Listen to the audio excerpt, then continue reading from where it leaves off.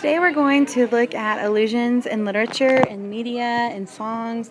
We're going to look at its definition, explanation of it, and examples, what it is and not is. So let's break down the definition. What is an allusion? It's going to be a reference. It's going to be within a work to something famous outside it, such as a well-known person, place, event, story, or work of art, literature, music, and pop culture. So allusion can come from a lot of things when it comes to literature, but it's going to be something famous outside of it. It is a type of metaphor. You're comparing something, an action, or someone, or something in the literature to something outside of it. But the purpose is to have the reader understand something about the character, maybe the plot they're setting. It's going to give you a little hint, some insight into that character. Okay, so this is not an allusion. I'm not creating something out of nothing. And it's not a reference to something only you know, that no one else would get it. It's going to be something big, not something small that only you and your small group of friends will get. So let's look at some examples. One of the things that an allusion can be is a reference to a painting or art. So Sally had a smile that rivaled that of the Mona Lisa. So specifically we're looking at something that's not within the story, so it's the Mona Lisa. So that's going to be our allusion. Since everyone is familiar with the painting, they can imagine what Sally's smile looks like. They're referencing this painting, that's what her smile looks like. It's giving you insight into what the character is, in this case, physically doing or looking like.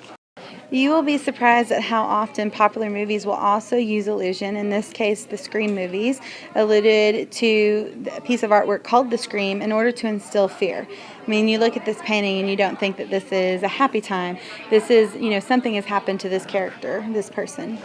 Another example of popular culture is the movie Hercules. They're alluding to the Karate Kid.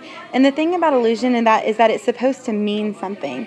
So Disney is using this allusion so that you think of Daniel winning the big match, and that hopefully it's foreshadowing that Hercules will also be successful and he'll win the big match. So now let's refer back to when we analyze I Have a Dream, and we're looking specifically at its allusions. He actually alludes to a couple of documents and pieces of literature. One of them was the Gettysburg Address, where he starts with 50 years ago. In this particular allusion, why would Lincoln's address be in there? Like, what would be the point of it? And part of the point was, Lincoln is famous for signing the Emancipation Proclamation that started that journey towards civil rights and freedoms for all. But also he was standing in front of the Lincoln Memorial, so that was supposed to give added punch to what he was trying to say.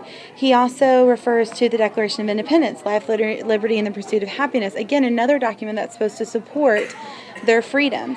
And then he uses numerous biblical allusions of freedom, of being able to get out of bondage, and that they should have this light and they should not have to be confined to the laws that we had in place.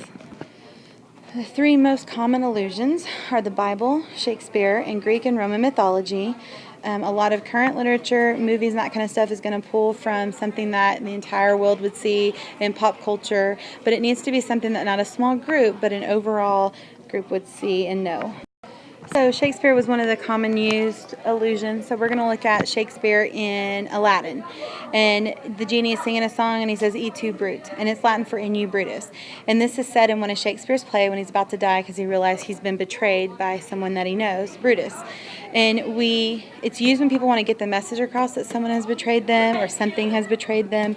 Another common betrayal allusion is Judas Iscariot. It's a biblical figure that betrays Jesus with the kiss of death. In this scene, in Aladdin, Genie's trying to make Aladdin a prince, and he's opened the recipe book. It's supposed to be for comedic effect, and the crab bites him, and he comes up and he says, "E tu, Brute," indicating that the recipe book has betrayed him because he's been bit by this crab. So it's that illusion of something is betraying, and that's a very powerful illusion that's used a lot. The last illusion that we're going to look at is a mythology illusion example. A lot of people, they'll say if they're discussing someone's weak point, they'll say that they'll describe it as their Achilles heel. Well, you can read the story here, so go ahead and stop in the video and read the story of Achilles' heel.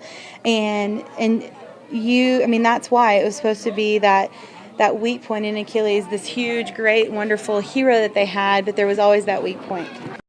So now, going into our discussion day tomorrow, what I want you to do is to, in your reading, go back through and try to find at least one example that was used in The Giver and bring that to class and try to figure out, so you're bringing the example. And the second part is, What is that illusion trying to give you? Is it an insight? Is it something about the character? Is it something in the plot?